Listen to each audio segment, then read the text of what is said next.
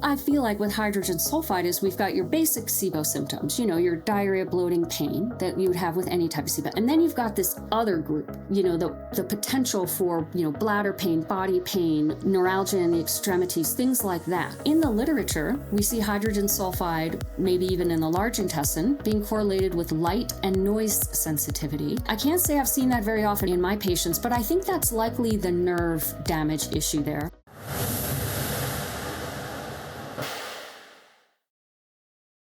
Dr. Siebecker, welcome back to the show.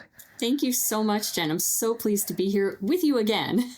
Well, first of all, we had a fantastic conversation about SIBO about a year ago, which I'll link up in the show notes too. But I thought we could dive a little bit deeper into one particular type of SIBO, specifically called hydrogen sulfide SIBO. In the event that somebody is like, wait, what is SIBO? There's different types of SIBO. Could we just do a really quick kind of like catch me up type thing? So that way, at least people know what we're talking about. Absolutely. Yeah. It stands for small intestinal bacterial overgrowth. And it sounds kind of like its name. It's when certain bacteria are overgrown in the small intestine and actually also the large intestine. We've expanded our definition a little bit, and we have a few types of SIBO. Yeah. So we have three main types of SIBO. There's hydrogen SIBO, methane, and hydrogen sulfide. As you mentioned, we're going to talk all about that today. These are just the gases that certain bacteria make or microorganisms make. And they correlate with certain symptoms, particularly bowel movement symptoms, in a similar way that irritable bowel syndrome, SIBO is one of the main causes of irritable bowel syndrome or IBS. It's classified by the bowel movements, diarrhea, constipation, or a combination of the two. So these different types of SIBO they kind of correlate in a similar way. And it used to be, we just thought that sort of all of the bacteria of the small intestine was just too much. And now we know it's very specific organisms for each of those types that are overgrown from the incredible work Dr. Mark Pimentel has been doing. He's our lead researcher in this field. So anyway, this, as I mentioned, this is one of the main causes of IBS. It causes those same symptoms, which are abdominal bloating, diarrhea, constipation, or a mix, abdominal pain or discomfort, and there are other symptoms too, but those are sort of the key symptoms. Very, very common worldwide, and just those symptoms and the calling of IBS could be caused by a myriad of things. But what we now know is that this bacterial overgrowth, SIBO, is the predominant underlying cause of IBS. So what you're saying is, if your doctor told you that you have IBS, you shouldn't stop there. You should keep on asking the questions, but what's causing this? Because it could be SIBO. That's absolutely right. And it's been so helpful for so many people to learn this, to know this, doctors and patients, because we don't just have to stop at managing the symptoms. Now that we know that there's a bacterial overgrowth, we can work at decreasing that. And when we decrease that, it affects all the symptoms. So you don't have to just go in, if you had no idea what was causing it, you'd have to treat constipation separately, bloating separately. So now and then of course there's the deeper layer, which is, well, what's causing the overgrowth, right? And if you can get to that, which of course there's a myriad of reasons, then you can solve it.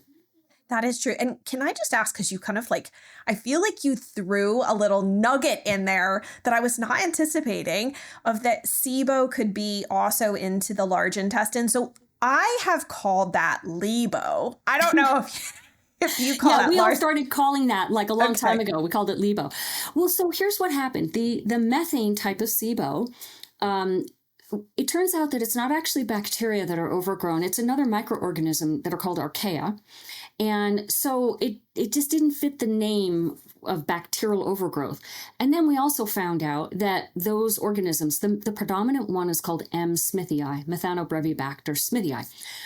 That can be overgrown in the large intestine as well. So the small intestine part of that name didn't fit either. So they gave it a new name, which is called intestinal methanogen overgrowth, or EMO for short.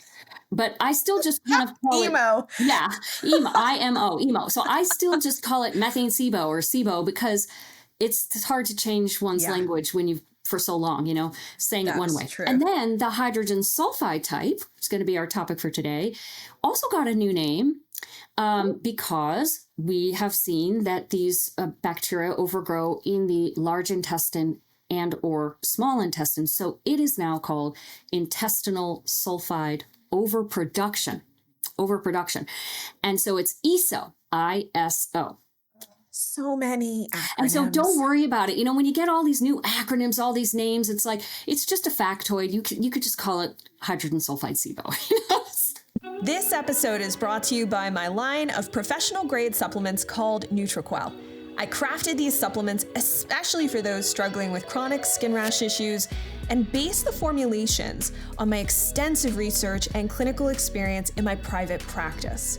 They are made from the highest quality ingredients and tested to be free of different allergens so that you can support your gut, liver, and overall health with the formulas that I've found work best for my skin rash warrior clients without triggering a flare.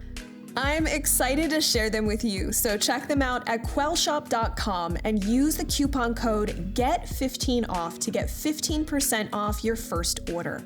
I'll put a link in the description below. And now let's jump back to the video.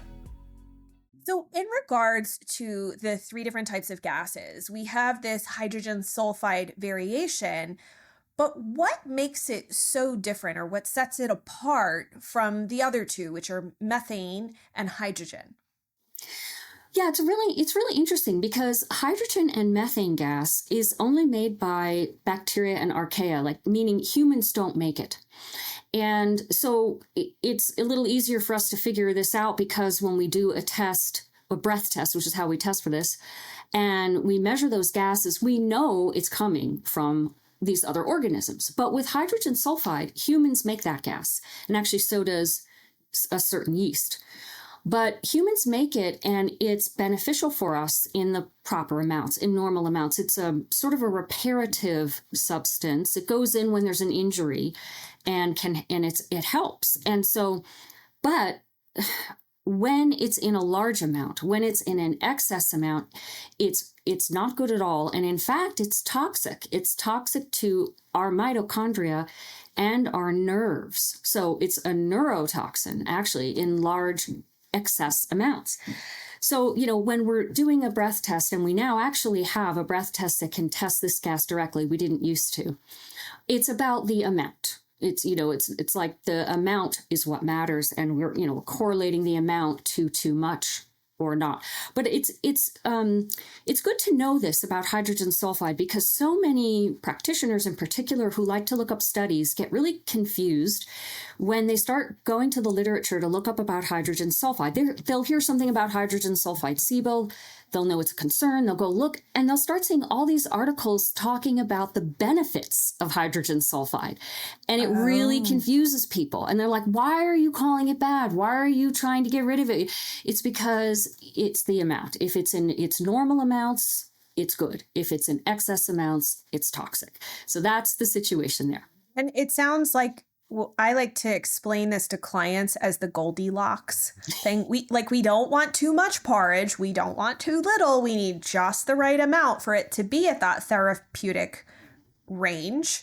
But when it gets overgrown or it's too little, now we could start having issues, right? So I think sometimes it's helpful just to clarify that, because like you said, if you just look up, you could go, oh, but it's a ton of benefits. Why would you want to do this? It's like, well, in fact, now that I have a lot, isn't that good, right?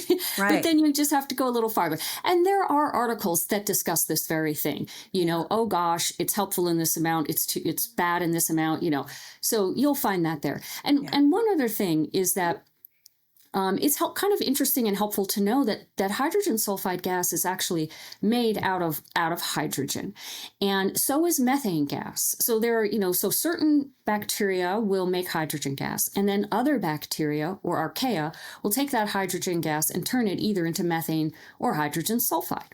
And it's very specialized, these bacteria are generally called sulfide producers or sulfanogens, these bacteria that make hydrogen sulfide. But something that's interesting is that the bacteria, because you can have all 3 of these gases at once, The bacteria that make the methane, or actually the archaea, and the ones that make hydrogen sulfide compete with each other. They're competing for that hydrogen. Oh, because they both need it to do what they need to do. And what the studies show is that if they're both there, the methanogens will win, preferentially over the hydrogen sulfide. Yeah. So it's just an interesting thing. I don't know that that's going to always be the case in all people, but the studies indicate methane will win. So out of curiosity, you mentioned that some bacteria can generate hydrogen sulfide, maybe even a yeast could. Are there certain types of things that you look at? Like a lot of people who listen to this have maybe done some stool testing themselves, or maybe they're thinking about doing it. And I want to be very clear. A stool test is not indicative of what's happening in your small intestine, because a stool test is a large intestine test, but they might see some of these things that we're discussing on a stool test.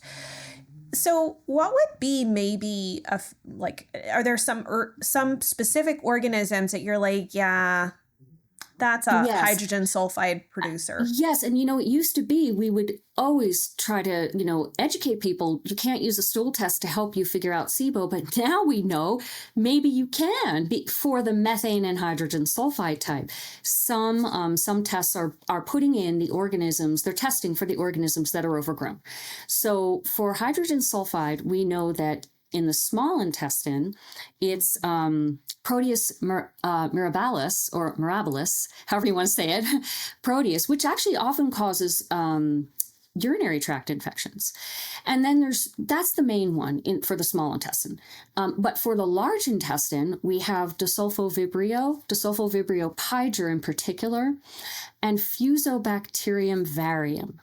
So those would be the organisms you'd want to look for. Now, in the small intestine, there's actually two other ones. Those wouldn't show up in a stool test, but they have very difficult names to pronounce. They start with desulfo, basically.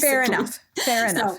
So there's three organisms in the small intestine that seem to be the main ones that are overgrown in hydrogen sulfide SIBO, and two in the large intestine. And the two in the large intestine are Desulfovibrio piger and Fusobacterium varium. So that's what you could look for on a stool test as an indication. Now, what I don't know is, I don't believe the work has been done yet, meaning the studies have been done yet, to figure out what exactly is the amount that is too much. And do we know that yet for a stool test? I don't have that information. So it sounds to me like what you're saying is, though we don't know exactly what the perfect amount is, right? We don't know what, in our Goldilocks world, we don't know what that middle bowl might exactly look like. But if you have this and you have all of these other symptoms, which we're going to talk about, clinically, you could say, well, this is what it looks like. This is what it sounds like. This is what it feels like. So we're probably going to say, this is probably what's going on. Does that sound fair? I think so, yeah. Yeah, it's like, this could be an indicator, right? If you're having a stool test done. Now, the main test we typically do is a breath test. Is it all right if I start talking about? Totally. Okay. The main test would be a breath test. And that's the one that I would say would probably be the most helpful. And we, in late 2020, we actually got our first test available that tests directly for hydrogen sulfide. And to my knowledge, there is only one, and that's the Trio Smart test. And it tests all three gases. So it's still relatively new, and docs have various opinions about it because it's new, and people are still trying to get used to it. But so that's a test you can directly, you sample your breath just like you would for a regular SIBO test. The way that works is you drink a sugar substrate first. That feeds the bacteria, because that's how it works. They make their gas from eating carbohydrates or sugars. And then you sample the gas out by blowing, and we can see what's there. So that's one way. But before we had that test, there was another way we always figured out if people had hydrogen sulfide, and that is a particular pattern on a standard test. What's the difference is the standard test just didn't have hydrogen sulfide. It tested hydrogen and methane. And they come from all sorts of labs, various lab names. And the flatline pattern, you would have to have done a lactulose. Lactulose is one of the sugar substances. So you could use glucose, you could use fructose for a SIBO breath test, but you cannot be using glucose. And it's most recommended you use lactulose. Lactulose is a sugar that will stay through, it won't be degraded or absorbed into the body for the whole length of the intestine, except by the bacteria that are eating it. So we need to be able to see what's happening in the large intestine, and we need 3 hours to do that. So the way to be able to use a flatline test is a lactulose 3-hour breath test.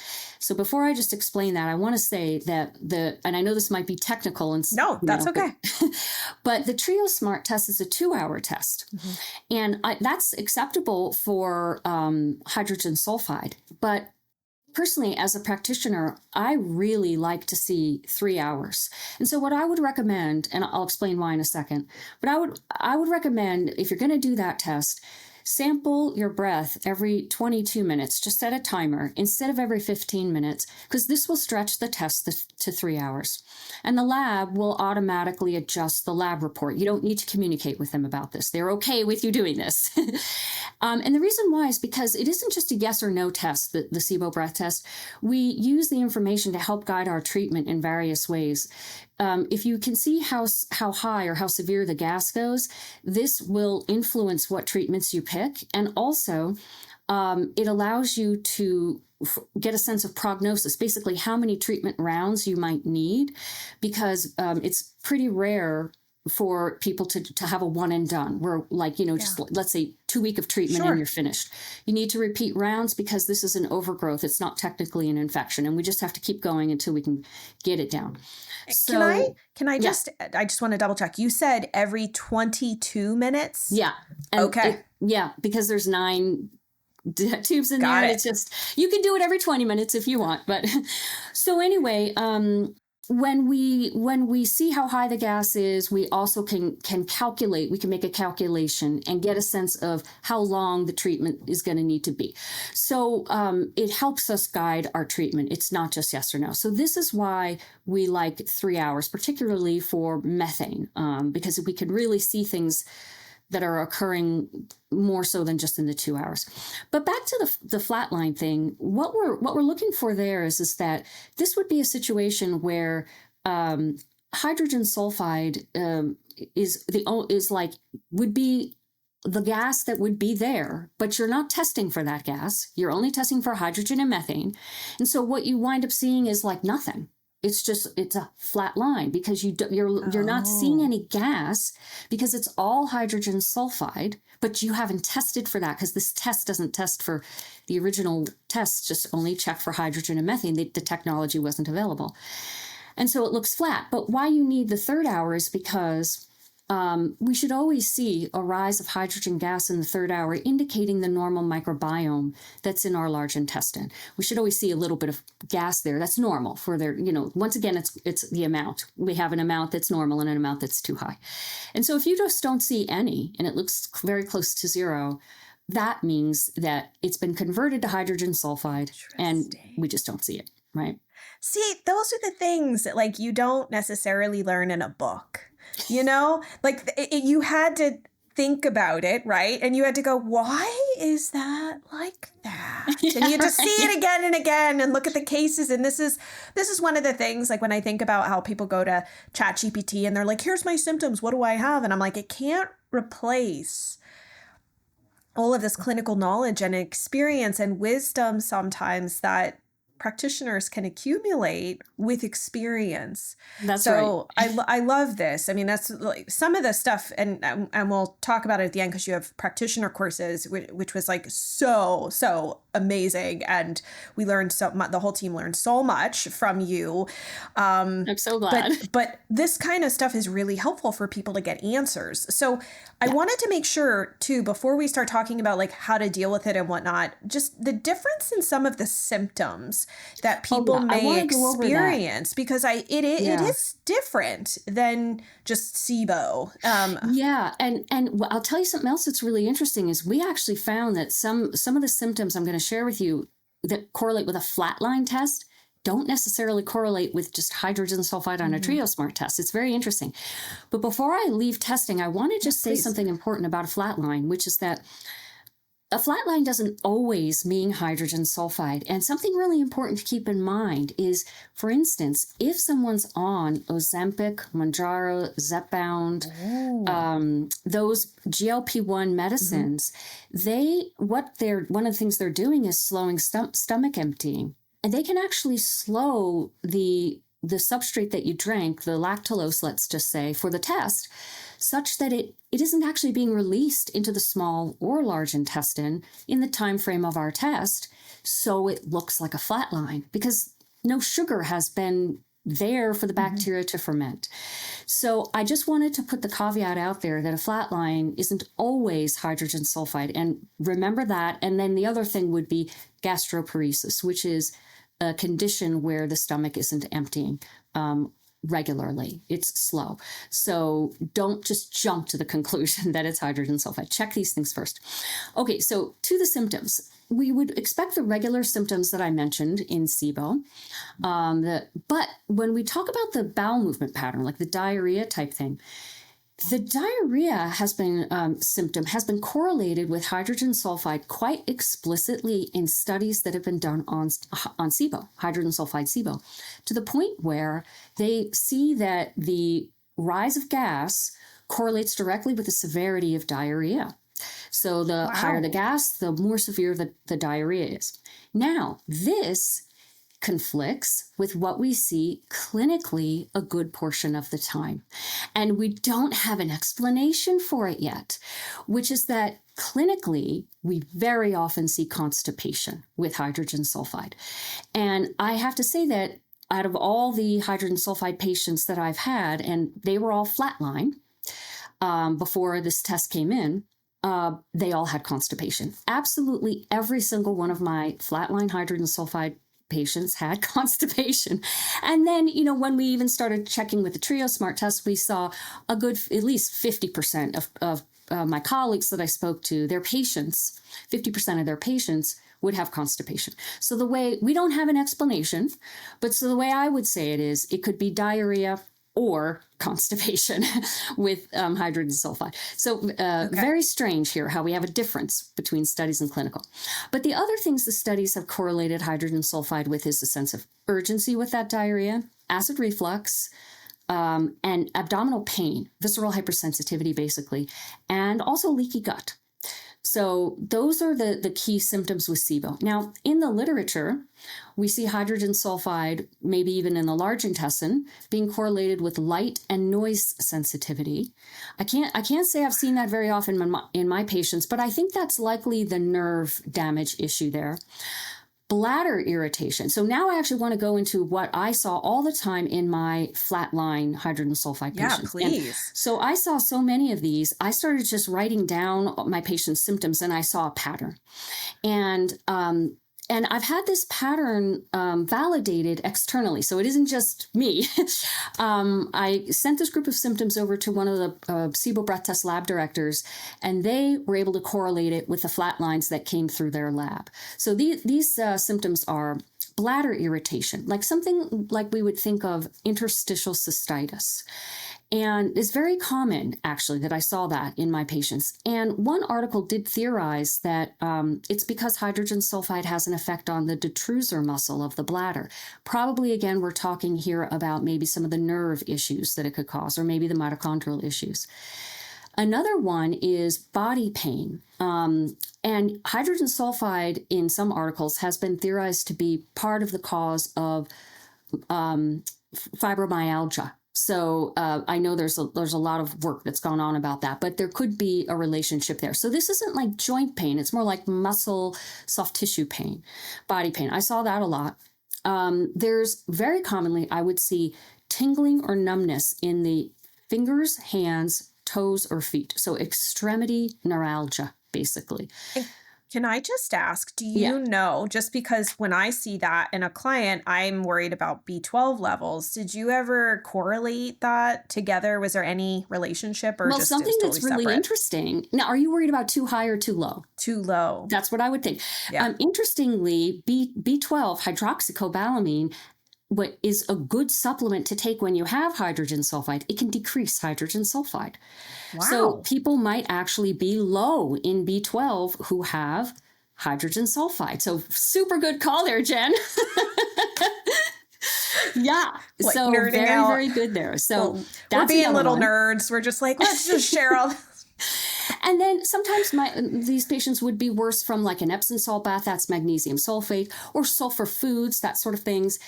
Sometimes they would have worse food sensitivities, like they might have histamine and salicylate intolerance. And this sort of goes with the fact that many of these people would feel sicker than a other SIBO patient would, than one with hydrogen or methane.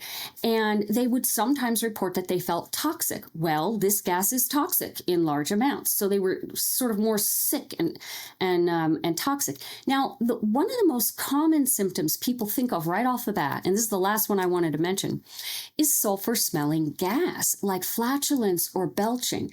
One would imagine that you would have this with hydrogen sulfide. But I found, at least with my flatline hydrogen sulfide patients, it was rare.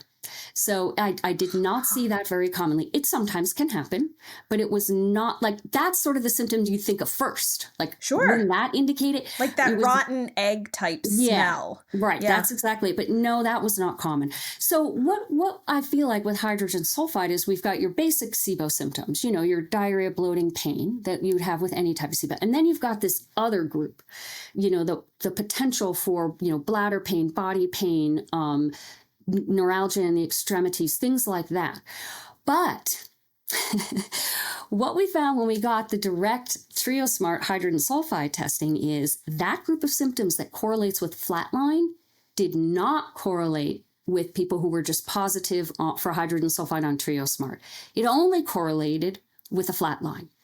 And we don't know why. We don't have that. Maybe they were just more extreme. Maybe they're more severe. Interesting. Don't know. But what we do know is when we would treat these flatline hydrogen sulfide patients with the same treatments that we know work for hydrogen sulfide that we use for when they're positive on the TrioSmart, they would get better. So it seems to be hydrogen sulfide, but it's sort of the picture looks a little different than when you just test with TrioSmart. For anyone who is like, this sounds like a lot of detective work. It is. Oh my gosh, you guys. So let me just tell you, you know, hydrogen sulfide SIBO was just like, you know, the problem child because we knew it existed, but we just didn't have any information. We couldn't test for it properly. We didn't really know what treated it. We didn't know what organisms were overgrown. You know, I started treating SIBO a long time ago. And back then we just didn't have any information. Well, I'm just so grateful that we have more and more information. Now we have the test. Now we know what organisms are overgrown. So it has been a lot of detective work. Yeah. Really a ton. And this is what it's like. It's not just looking at a test. I think that's one of the biggest mistakes that most people they're like, well, I'll just get the test done. But it's not just the test. You have to look at a variety of other factors. And that's why noting down all of even the things that seem odd or you're not sure if they're relevant are really helpful because sometimes oddball symptoms can actually point to something. Tingling in your fingers could indicate the form of SIBO, right? I would honestly have never guessed that. Right. And here's the thing, you know, I should have said this right at the beginning. What matters about this is because it is harder to detect, although we do have a test for it now, is that this could be one of the reasons why someone with SIBO or IBS, but let's just say SIBO, who's treated it, who hasn't had good results, this could be a reason why, because they actually had hydrogen sulfide SIBO, maybe along with, and didn't know it and didn't get the right treatment for it. Or even they might have tested negative on a hydrogen and methane test for SIBO and doesn't even know what's wrong with them, but they really have hydrogen sulfide SIBO because they didn't have you don't always have a flat line. I mean, we certainly know that. You're only going to detect a small amount of people with hydrogen sulfide have a flat line. So you might actually have had SIBO all along and been told you didn't because you only tested for hydrogen and methane. And so what I'm hearing you say is that the treatment options for this are possibly different from dealing with hydrogen versus methane. So what are some things, I know some people are really big with they like to totally cut as many FODMAPs, especially high FODMAPs, out of their diet as humanly possible. They like to really do a lot of dietary things. Do you think diet is an option here? Are there some, is there a good medication treatment versus a good more like botanical or herbal options? What's been your experience with this? Okay, so let's just start with the diet because you brought that up first. What I found with my hydrogen sulfide patients is that there are some who really are sensitive to sulfurous foods, and they really benefit by going on a low sulfur diet, whereas others really are not having an intolerance to sulfur foods. So it's really across the spectrum, and it's sort of for each person to figure out. A low sulfur diet would be going low in like milk, cheese, meats, fish, cruciferous vegetables, also called brassicas, like onions, garlic, and, broccoli. And then, of course, sulfites, like wine has sulfites, dried fruit has sulfites added as preservative. And you can go on my website. I have a free educational website, siboinfo.com. You can go there, and I have links to low sulfur diet. Two I really like, underneath resources, diets, and recipes. But many people with SIBO, as you mentioned, are quite restricted in their diet. They're already going on a SIBO diet, which is a carbohydrate reduced diet. And we have many options for that. But many of them are quite restricted. So we only want to add in this extra restriction of these foods if it's actually going to help relieve your symptoms. So it's not like something you rotely need to do, like, right. Oh, bam, you've hydrogen sulfide, go on a low sulfur diet. No, you would just check it out and see.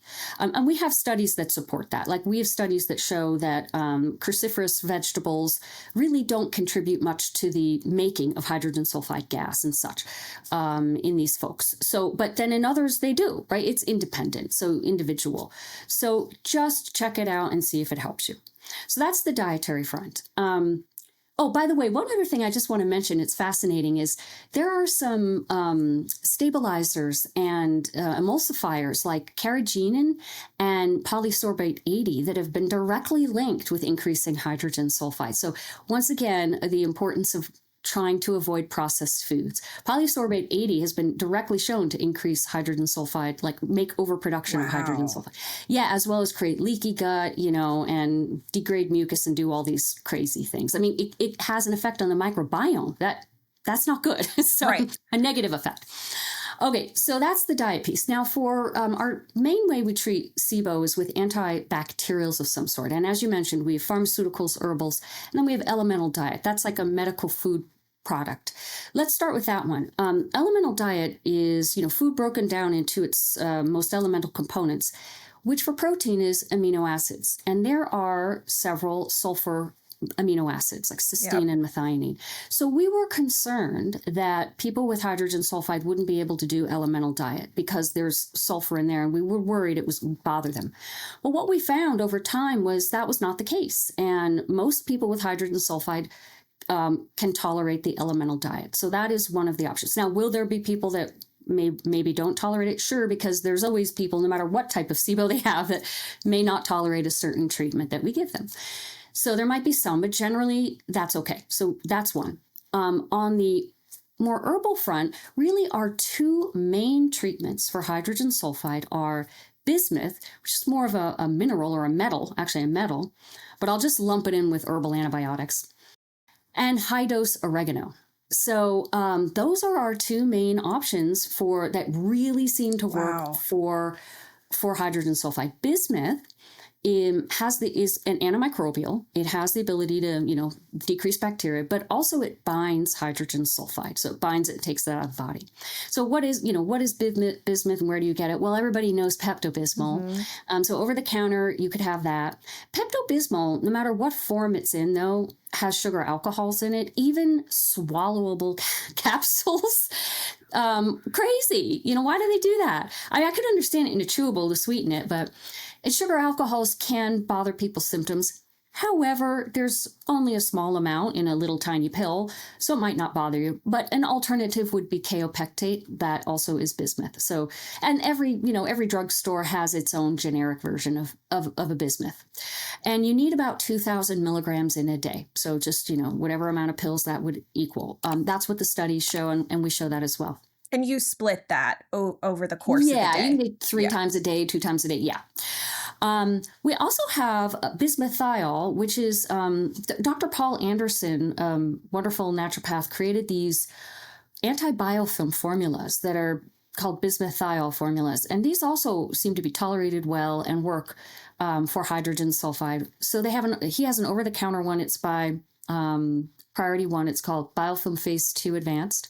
And he has a prescription version that you can get compounded. You can also get bismuth subnitrate compounded for practitioners who are listening. And if you want those formulas, just Google Paul Anderson, what does he call it? BioSolve PA, and you'll see a PDF for free, and you'll get the information.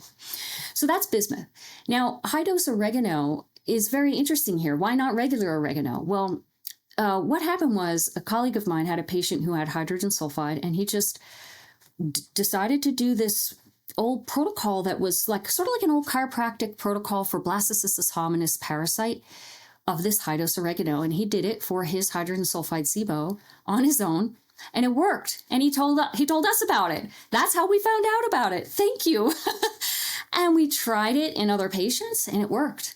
So it's the oregano. The particular protocol is the oregano that's sold by Biotics. That's the ADP. Yeah, ADP. It's like a dry oregano, and it's a lot. It's high dose, so it's 5 tablets 3 times a day for the first week. So that's 15 pills a day. Gosh. And then it's 9 a day, three times a day for the next 3 weeks, totaling a month.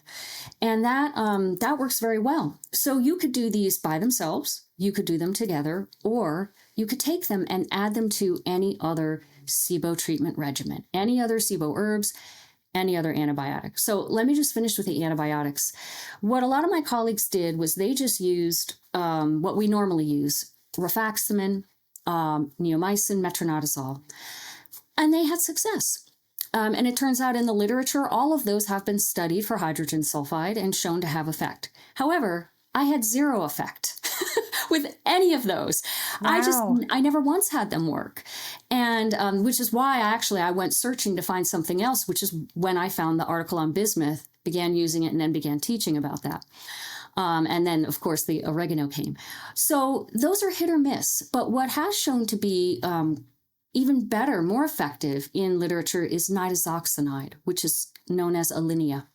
Not so easy to get, can be expensive, but that's studied better than rifaximin for hydrogen sulfide. So, but you could consider using any of these, but I actually would put nitazoxanide a little higher.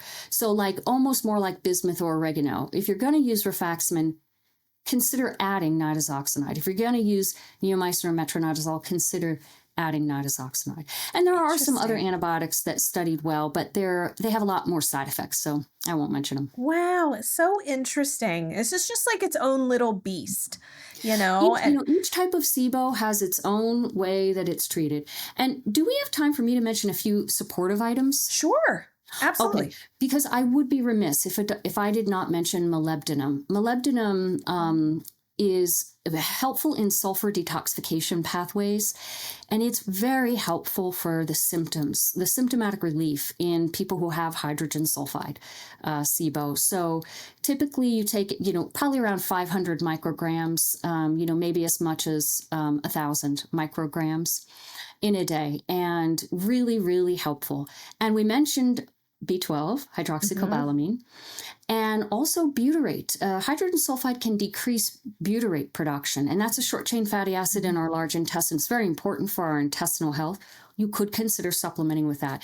The molybdenum and the B12 are more likely to actually help relieve symptoms, really help with that. And then just a couple others would be GOS. That's a prebiotic, which many people with SIBO are not going to tolerate very well, right? Although some people can, you never know. You could try it. If you're ever going to try that, start very slow and low. But in studies, it showed that it decreased dyssulfibrio. and increased bifidus and lactobacillus. So it really has that would be a very good option. Good effect on the microbiome there. And also zinc acetate. It showed a 5-fold decrease of hydrogen sulfide gas. So those are some things to think about. So zinc acetate as the form of zinc that you would take, as opposed, I've seen like zinc sulfate, there's zinc bacolinate, zinc carnosines. Yes, that was the specific one that was studied showing that it decreased hydrogen sulfide. Oh my gosh, I love it. You are such a wealth of knowledge. Thanks, Jen. Like, seriously, I mean, I already told you that many times before we even started recording, but like, I just want everyone to know how much I really appreciate you, your generosity, and also your deep curiosity. Because to be fair, we wouldn't know any of this if it weren't for like you, Dr. Pimentel, and anybody else who keeps asking why and keeps trying things and wants to have conversations with other people and is even interested in hearing what's working for somebody and testing it out and then just being willing to share, because not everybody wants to do that.